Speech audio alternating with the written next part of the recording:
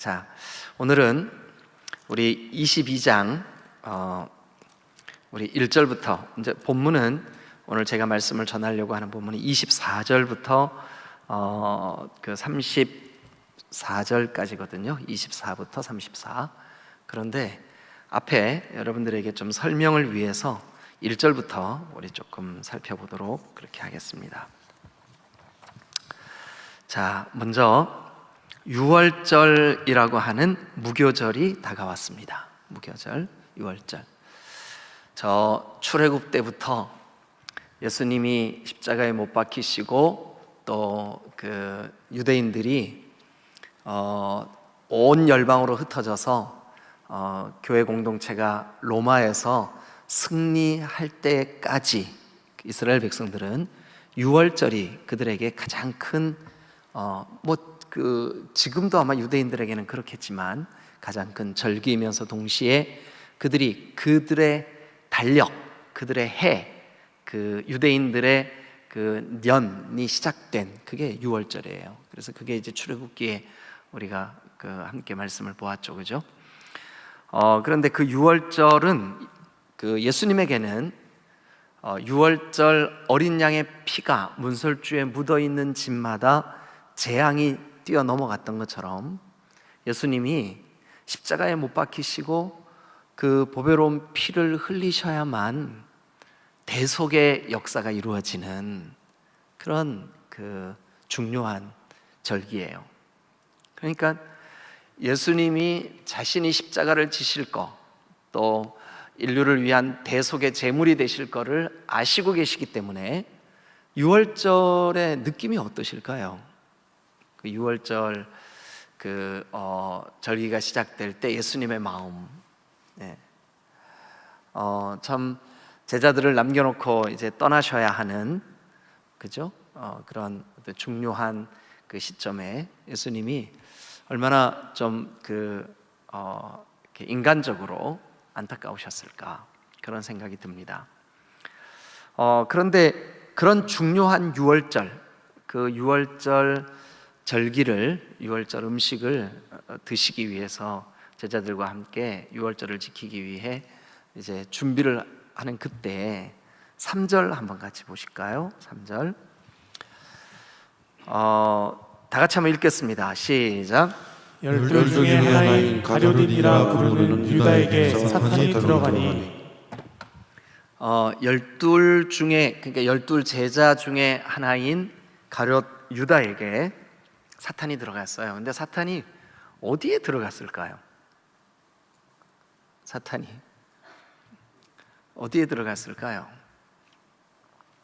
요한복음에 나와요. 우리 한번 읽어볼까요? 요한복음 13장 2절. 우리 앞에 화면에도 띄우니까요, 화면 보셔도 좋을 것 같습니다. 요한복음 13장 2절. 자, 다 같이 읽겠습니다. 시작. 마귀가 벌써 시몬의 아들 가룟 유다의 어디에? 마음에. 어디에요? 마음에. 한번 따라합니다. 마음은 영적 전쟁터다. 그럼 마음에서 우리가 사탄을 대적하고 승리하면 우리는 영적으로 승리할 수 있어요. 근데 마음에서 그 사탄에게 자리를 내어줘 버리면 우리는 승리할 수가 없어요. 네? 자, 한번 따라합니다. 마음은 영적 전쟁터다. 네, 여러분 가슴에 이렇게 손을 좀 얹으시고 이렇게 얘기하세요. 내 마음아 이겨라. 아멘. 내 마음아 이겨라. 할렐루야. 네, 사탄이 틈타려고 하면 내 마음의 전쟁터에서 이기셔야 돼요. 네? 우리의 마음을 내주면 안 돼요. 가룟 유다는 그 마음을 사탄에게 뺏겨버렸어요. 그래서 오늘 누가복음 22장에 보니까 12 중에 하나인 가룟인이라고 부르는 유다에게 사탄이 들어갔다, 이렇게 돼 있어요. 네, 사탄이 그의 마음을 정복해버렸어요. 네. 참 예수님께서 그 유월절, 이제 이 절기가 그 예수님에게는 생애의 마지막 절기요, 이 절기에 십자가에 달려 죽으시게 되는 그런 아주 어떻게 보면 그 마지막 이 순간에 사탄이 그 12 제자 중 한 사람의 마음에 쏙 들어가는 것을 예수님이 보셨고, 또 성경이 그것을 기록을 했습니다. 자, 그러면서 예수님께서 이제 그 심적으로 완전한 인간으로 오신 하나님의 아들이신 예수님, 당연히 예수님에게는 하나님이시라고 하는 신성이 있으시지만 동시에 우리가 느끼는 고통, 우리가 느끼는 감정, 우리가 느끼는 배고픔, 목마름, 그리고 우리가 느끼는 아픔도 똑같이 완전한 인간으로 오셨어요. 그러니까 이때 주님의 감정은 얼마나 안타깝고, 또 이 제자들만 남겨두고 가야 하는데 이 제자들이 얼마나 좀 뭐랄까요, 마음이 안 놓이셨을 것 같다는 생각이 들어요. 그런데 자, 우리 7절 한번 보죠. 유월절 양을 잡을 무교절이 이른지라. 8절 여러분 시작. 예수께서 베드로와 요한을 보내시며 이르시되 가서 우리를 위하여 유월절을 준비하여 우리로 먹게 하라. 네, 그래서 이제 그 먹게 할 집, 그리고 그곳에서 유월절을 준비하고 이제 예수님이 본격적으로 이 유월절의 비밀을 오픈하기 시작하십니다. 그게 이제 14절, 때가 이름에 예수께서 제자들과 함께 앉으사. 15절 시작. 이르시되 내가 고난을 받기 전에 너희와 함께 이 유월절 먹기를 원하고. 자, 내가 뭐 받기 전에요? 고난을 받기 전에. 내가 고난을 받기 전에 이 유월절을 너희와 함께 먹기를 원하고 또 원하였나라. 이 유월절만큼은 너희와 꼭 같이 먹어야만 했어. 왜냐하면 이 유월절에 예수님께서 이제 마지막 제자들에게 분부와 그리고 그 예수님이 제자들에게 못다 하신 모든 그런 일들을 행하셔야만 되는데, 자, 그 자리에서 예수님이 원하셨던 목표가 뭐였었냐 하면 16절이에요. 16절. 자, 시작. 내가 너희에게 이르노니 이 유월절이 하나님의 나라에서 이루기까지 다시 먹지 아니하리라 하시고, 이에 잔을 받으사 감사기도 하시고 이것을 갖다가 너희끼리 나누라. 자, 그 다음에 18절 시작. 내가 너희에게 이르노니 내가 이제부터 하나님의 나라가 임할 때까지 포도나무에서 난 것을 다시 마시지 아니하리라 하시고, 그리고 떡을 떼어 주시면서 이건 내 몸이다. 19절 그랬죠, 그죠? 너희가 이를 행하여 나를 기념하라. 저녁 먹은 후에 잔도 그와 같이 하여 이르시되 이 잔은 내 피로 세우는 새 언약이니 곧 너희를 위하여 붓는 것이라. 보라, 나를 파는 자의 손이 나와 함께 상 위에 있도다. 22절 다 같이 시작. 인자는 이미 작정된 대로 가거니와 그를 파는 그 사람에게는 화가 있으리로다 하시니. 자, 이제 조금 제자들도 분위기가 아무리 이렇게 좀 무디고 철이 없어도 예수님이 이렇게까지 하시는데 분위기가 좀 이상하다 이렇게 느꼈겠죠, 그죠? 근데 예수님은 지금 내가 고난의 잔을 마실 거야. 그리고 이건 내 몸이야. 그리고 이건 내 피야. 그러니까 너희들 기념해.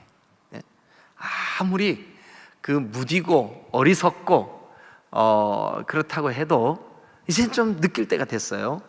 그러면 그 자리에서 주님, 그 고난의 의미가 뭡니까? 주님이 고난 받으신다고 하셨는데 그 고난 받으실 때 우리는 어떻게 해야 합니까? 이 고난의 끝에는 무엇이 있습니까? 이 고난을 통해서 무엇이 이루어집니까? 좀 질문을 해야 될 거 아니에요, 그죠? 그런데 그 시간 제자들이 뭐 하고 있었을까요?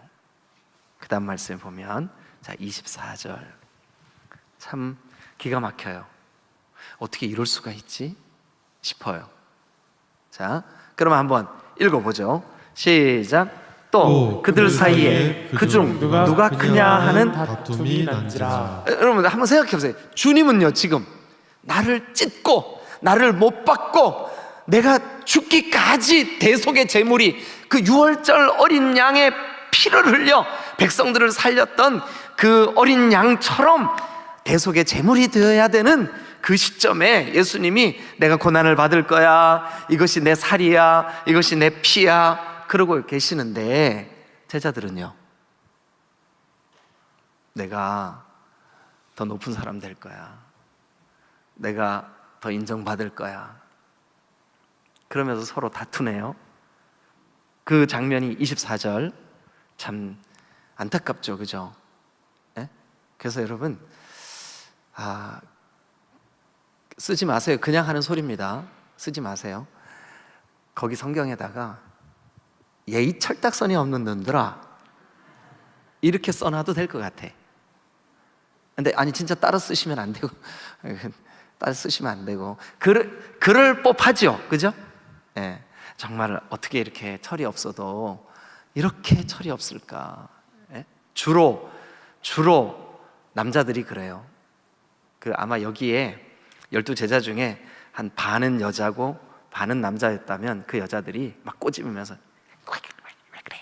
이렇게 했을 텐데, 우리는 지금 그 정도의 센스가 없어. 그래가지고 아이고, 예수님은 지금 십자가에 못 박히셔야 되고 예수님은 지금 피 흘려 목숨을 내어놓으셔야 되는 이 시점에, 이 타이밍에 꼭 그래야 되겠냐고요. 내가 더 높은 사람 될 거야, 내가 더 큰 자리에 앉을 거야, 내가 더 높이 앉을 거야. 아니, 꼭 그래야 되겠냐고. 그러면서 다툼이 일어났어요. 저들끼리 막 싸우는 거예요. 얼마나 기가 막힐까요? 그래서 우리 예수님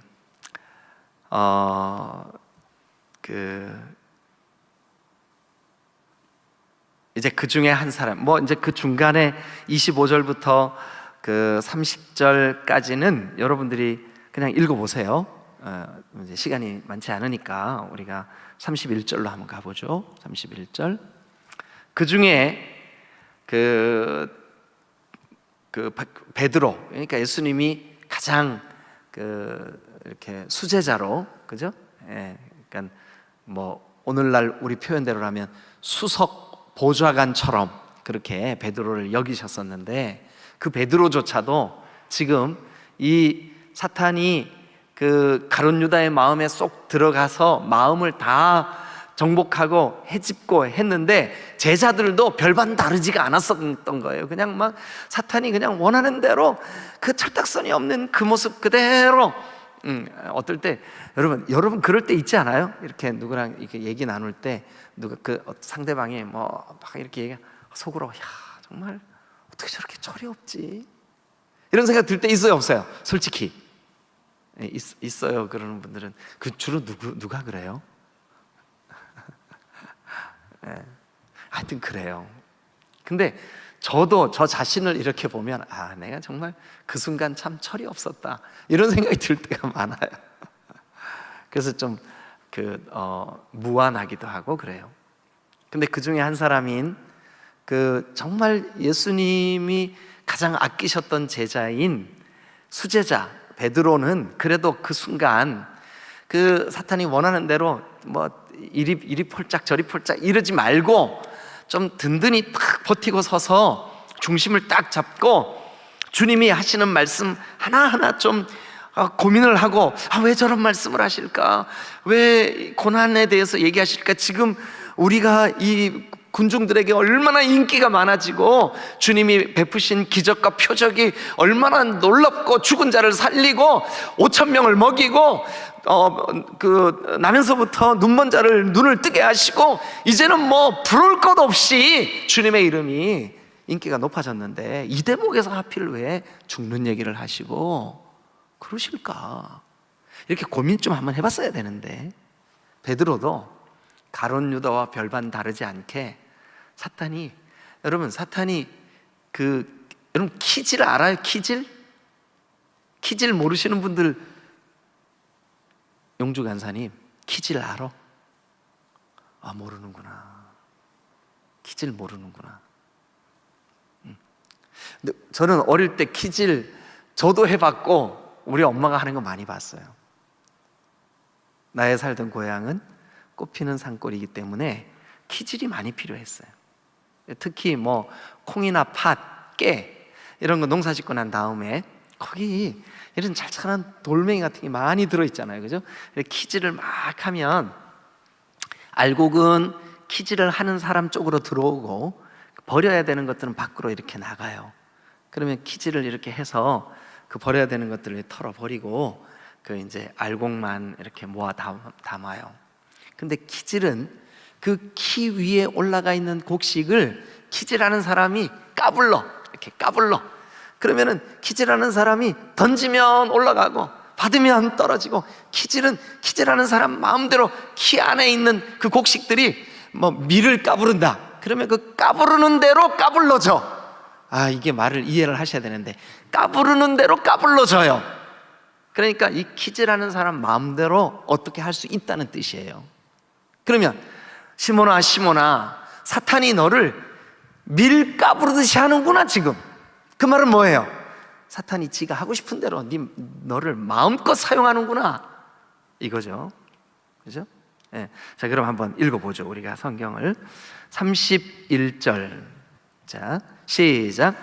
시몬아 보라 사탄이 너희를 밀 까부르듯 하려고 요구하였으나. 사탄이 요구하는 게 뭐예요? 사탄이 요구하는 게 뭐예요?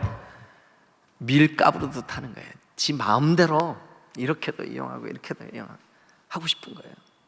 근데 지금 가룟 유다도 또 제자들도 지금 사탄이 밀 까부르듯 하는데, 이게 사탄이 그렇게 한다는 것조차도 모르고 하는 거예요, 사탄이. 여러분, 어떨 때 종종 우리가 신앙생활을 하면서 내가 하는 말 한마디 사탄이 배후에서 조종하고 있는 것을 느끼지 못한다면 이게 우리 주님 얼마나 안타까우시. 근데 주님의 제자들도 그랬어요. 주님의 제자들도 그랬어요. 그래서 여러분 늘 깨어 있어야 돼요. 말 한마디 행동 하나 어떨 때 밀 까부르듯이 까불러지는 그런 도구로 쓰임받지 마시기를 주님의 이름으로 축원합니다. 예. 그래서 이제 사탄이 밀 까부르듯 하려고 너를 요구하는구나, 너를 찾는구나, 너에게 청구서를 내미는구나, 너를 그렇게 하고 싶어 하는구나. 그죠?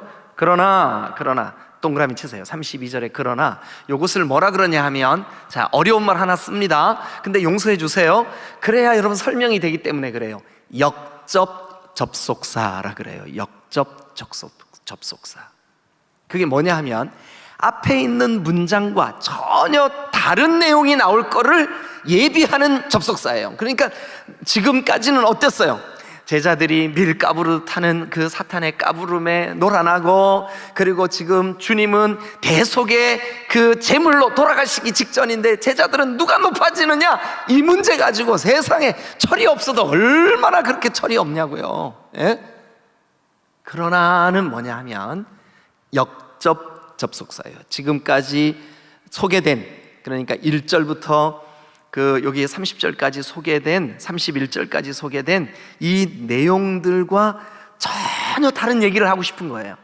그러나 뭐라 그러냐 하면 다 같이 한번 봅니다. 내가, 따라하세요. 내가 너를 위하여 네 믿음이 떨어지지 않기를 기도하였노니. 자, 여러분, 이게 얼마나 놀라운 말씀인가 우리 한번 보시자고요. 여러분 볼펜으로 밑줄을 그으세요. 거기다 뭐라고, 어디를 그으냐 하면 내가 너를 위하여 너의 믿음이 떨어지지 않기를 기도하였노니 너는 돌이킨 후에 네 형제를 굳게 하라. 자, 여러분 요 한 절만 가지고 오늘 우리 수요 기도회에 같이 기도하자고요. 자, 그러면 그러나서부터 시작된 역전할 때 뒤집는 거예요. 이제 이어지는 거죠.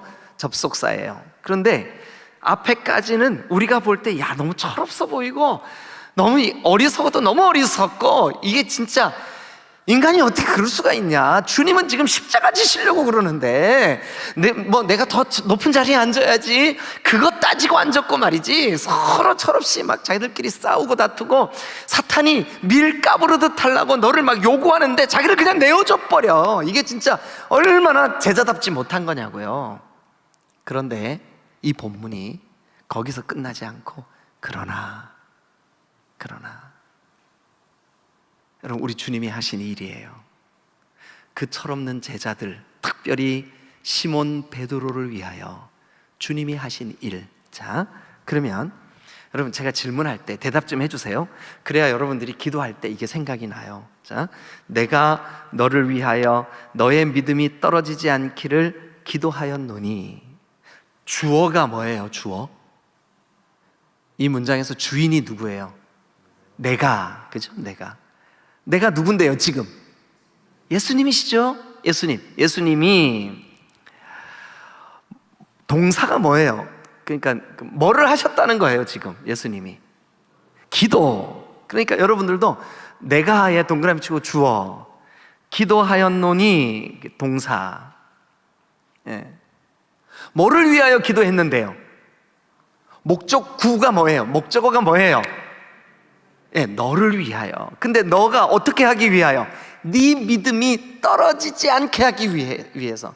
근데 믿음이 떨어지지 않으면은 어떤 일이 벌어졌냐 하면, 지금 실수하는 이 베드로가 돌이키고 회개하고 주님 제가 잘못했습니다 하고 다시 돌아와서 형제를 굳세게 하는 일에 쓰임받을 수 있도록 누가요? 예수님이 뭐 하셨다고요? 기도하셨다고요. 왜요? 너의 믿음이 떨어지지 않게 하려고. 자, 그러면 결론 먼저 얘기해 보십시다. 베드로가 다시 돌이켜서 형제를 굳게 하는, 형제를 격려하고 형제를 굳세게 하고 형제를 위로하고 형제가 흔들리지 않도록 받침돌이 되어지고, 어디서 많이 듣던 얘기인데 여러분들 눈도 하나 깜짝 안 하시네. 언제 들었어요?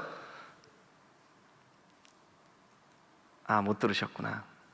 지난 주일 데살로니가 교회에서도 우리를 세워주신 목적이 바로 형제를 굳게 하고, 그리고 그 형제를 위로하고, 그리고 그들이 견고하신 반석 되신 그리스도의 터 위에, 믿음 위에 흔들지 않게 세우는 그 일을 위하여 우리를 세우셨다 그랬잖아요. 근데 여기도 보세요. 자, 예수님은 기도하셨어요. 베드로는 흔들렸어요. 베드로는 예수님을 부인합니다. 베드로는 예수님을 모른다고 합니다. 베드로는 예수님을 저주까지 합니다. 그리고 도망칩니다. 디베랴 바다 저 고독한 장소로 홀로 떠납니다. 그곳에서 다른 6명의 제자들과 함께 고기 잡는 일로 돌아가 버립니다. 지난 3년 반 동안이나 예수님이 열심히 가르쳤던 것이 다 물거품이 되는 것 같은 그런 순간이 찾아왔습니다. 그런데 그가 돌이키게 됩니다. 회개하게 됩니다. 그의 철없던 신앙을 주님 앞에 용서를 구합니다. 그리고 이제 다시 형제를 굳세게 하는 사람으로 돌아옵니다. 형제를 위로하는 사람으로 돌아옵니다. 형제에게 흔들리지 않는 버팀목이 되는 사람으로 돌이키게 되어 있습니다. 그러면 묻습니다. 질문하세요. 크게 대답하세요. 여러분, 베드로가 그렇게 돌아와 누군가를 굳세게 하기 위해서 우리 주님이 뭐 하셨을까요? 기도하셨죠.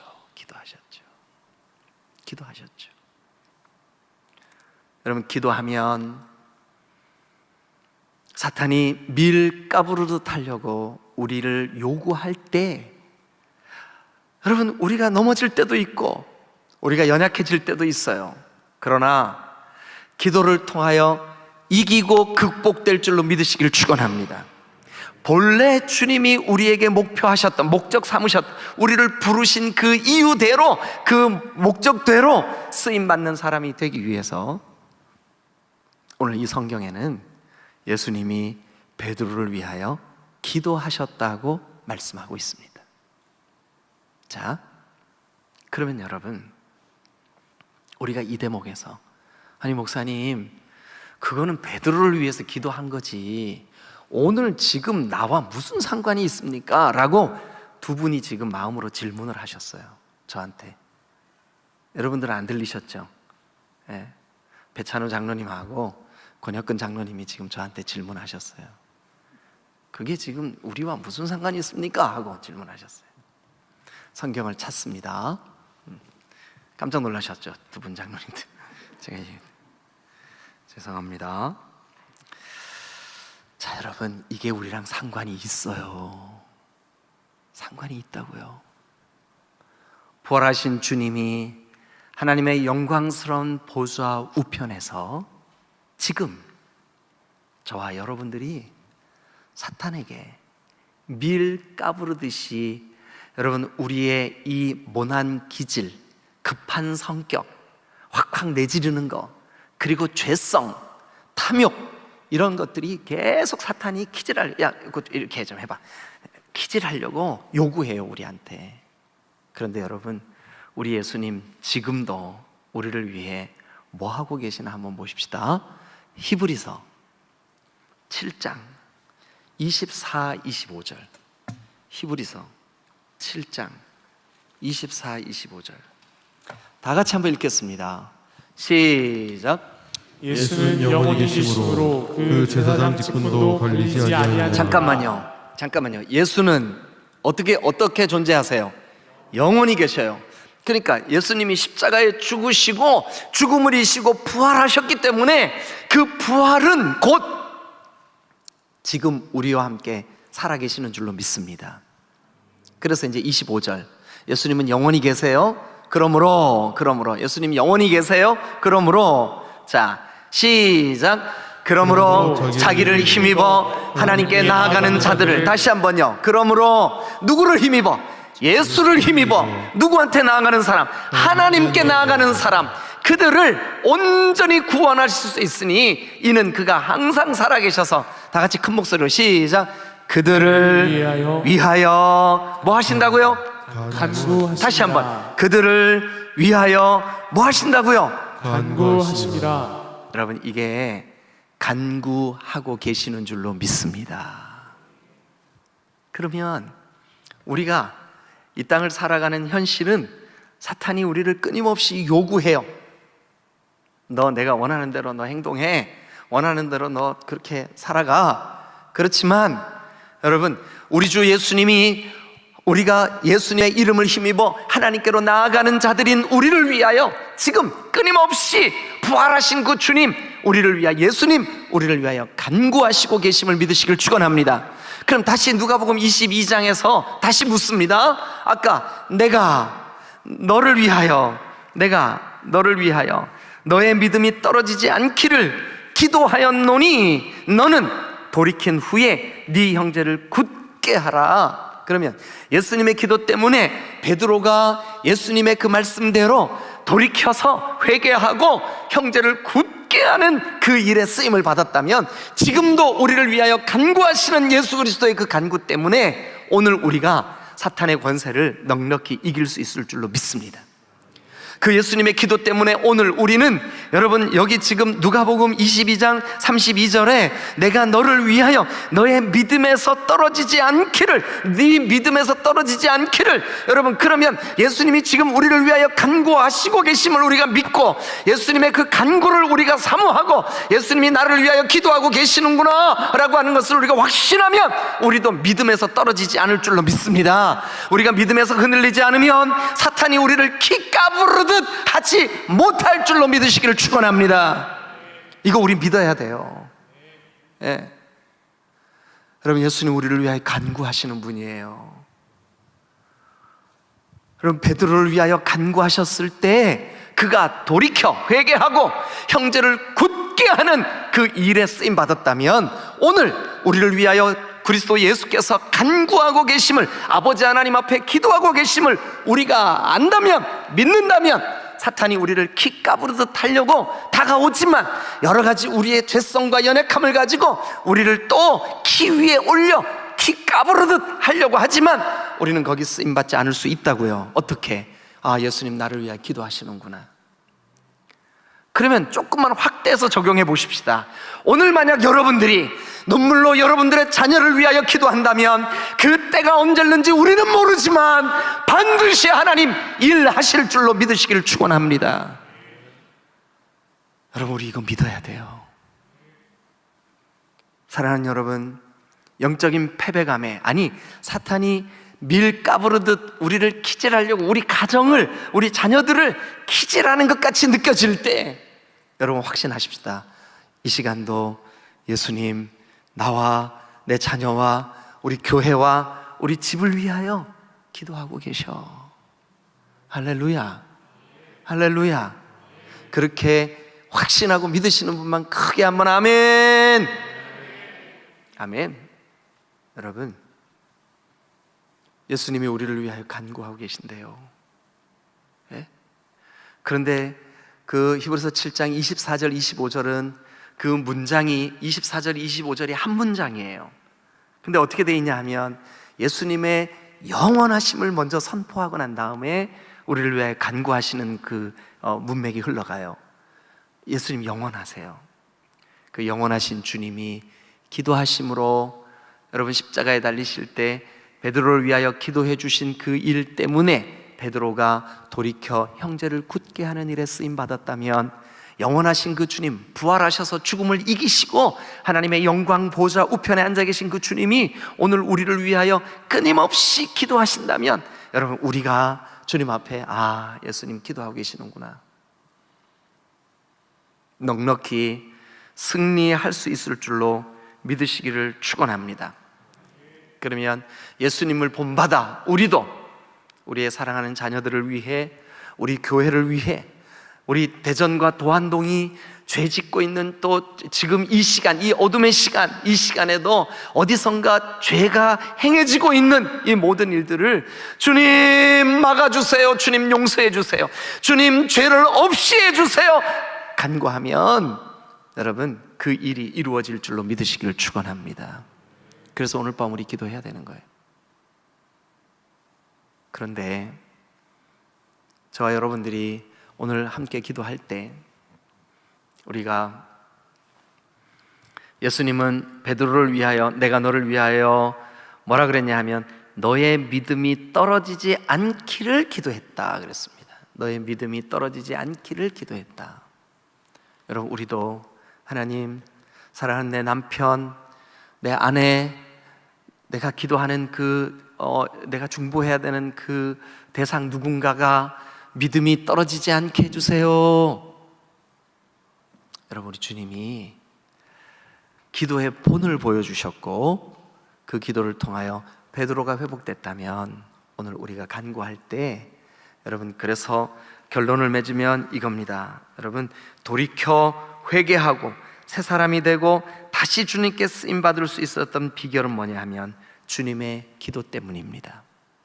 그럼 오늘 우리의 기도 때문에 또 어디선가 사탄이 밀 까부르듯 하려고 하던 것이 멈춰지는 역사가 있게 될 줄로 믿습니다.